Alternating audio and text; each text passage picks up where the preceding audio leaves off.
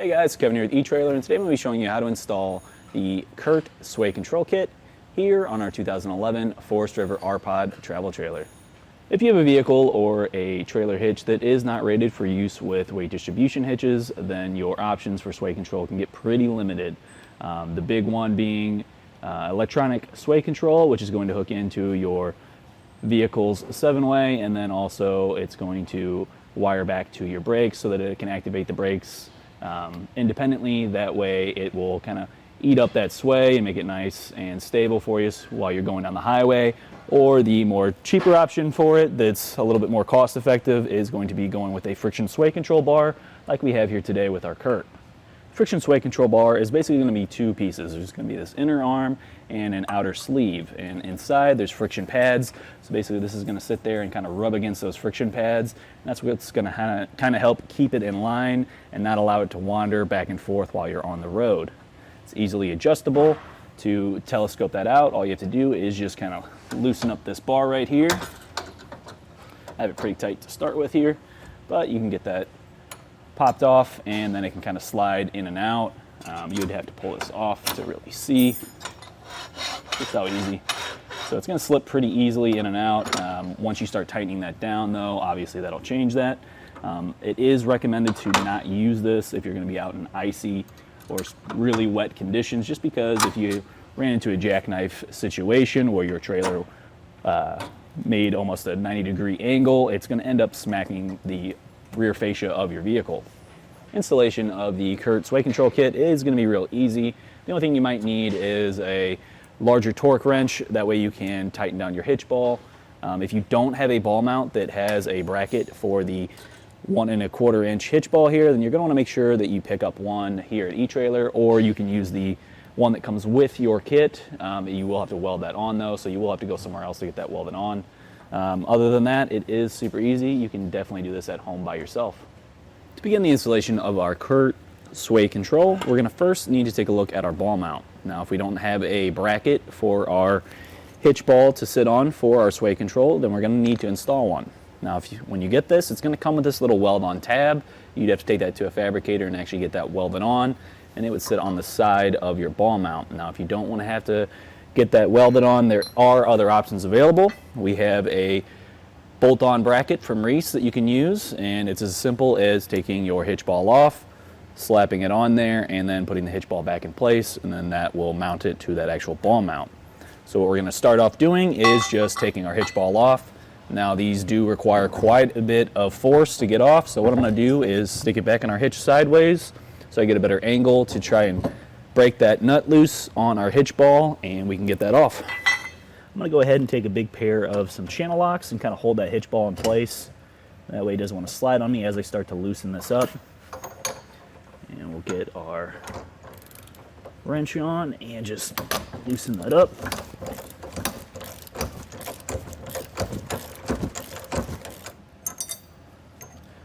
And once it's fully loose, you can pull it out and set it aside, and we'll stick our ball mount back in place how it was originally. When we install our bracket, we want to make sure that these tabs are facing down, and what these tabs are going to do is kind of help hold it and prevent it from turning side to side, because these tabs are going to press up against the sides of our ball mount. Just gives you a little bit of extra protection so that it just doesn't turn all the way over under your ball mount. But we'll go ahead and we'll set it in. We want to make sure that we have the side for our smaller hitch ball on the correct side for our trailer. Now, this is going to need to be on the passenger side of your vehicle and on the trailer side. So we'll go ahead, I'll pull that back out, and we'll drop in our hitch ball. So for our hitch ball, if you don't know the specifications for the torque settings for it, you can look up that part number typically if it's still visible on there. If you've used it up too much, you can go ahead and measure the shank diameter, and then you can look up the torque settings just for that size. So we'll go ahead and drop that in, slip on our lock washer, and then our nut, and we'll tighten it down and torque it to the settings.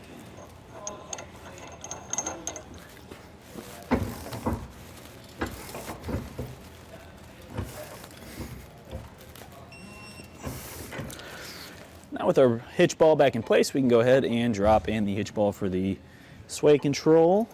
We'll slip on our lock washer and then our nut.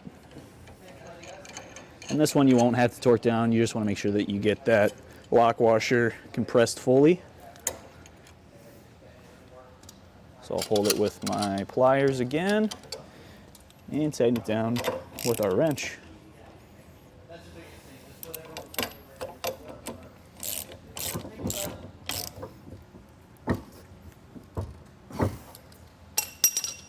Next, we're going to need to find out exactly where we need to place the bracket for our hitch ball on our trailer side. And what we're going to need to do is take our tape measure.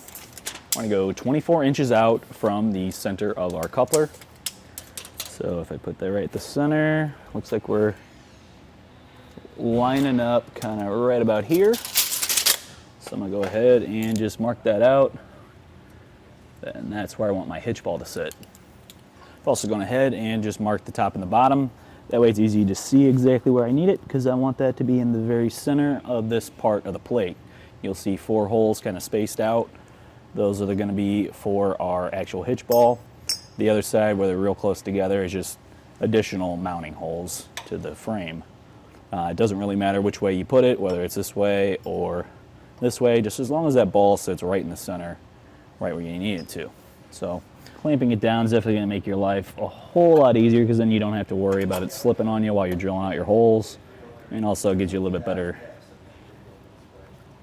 grip on here, so that you don't have to worry about any of these kind of walking on you with the drill bit.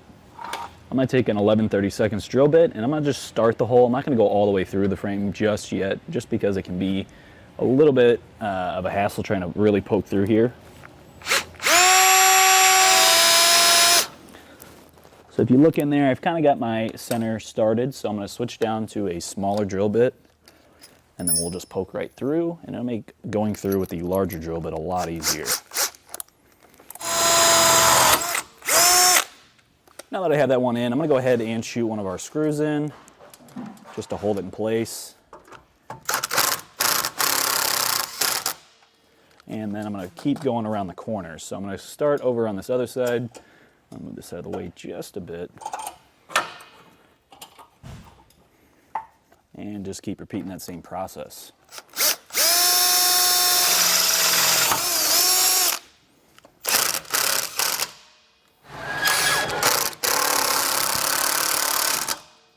Alright, now that we have that in place, we're all good to go here. We can slap on our friction sway control bar. There isn't a torque setting for these. You just want to make sure that they're nice and tight, that the bracket's fully clamped up against the trailer tongue, and that the hitch ball is fully clamped up to that bracket. Installation is going to be as simple as loosening up our adjustment lever, sliding out the bar. We'll slip that right on, put it back to our trailer side, and then we'll slip in our clips. Now we can do our vehicle side. We'll pop that right in, and nice and secure, not going to go anywhere. And all we need to do is just tighten down our adjustment lever here, turning it clockwise. It's going to get you a little bit tighter, and you can keep adjusting this. You're going to want to take this out. I try to get it just kind of hand tight to start with. Take it out, test it, see how you like it. If it's a little bit too tight, if you need to loosen it a little bit, you can, or tighten it back up if you're getting a little bit too much sway. Well, I think about does it for today's installation of the CURT Sway Control Kit here on our 2011 Forest River R-Pod travel trailer. My name's Kevin. Thanks for watching.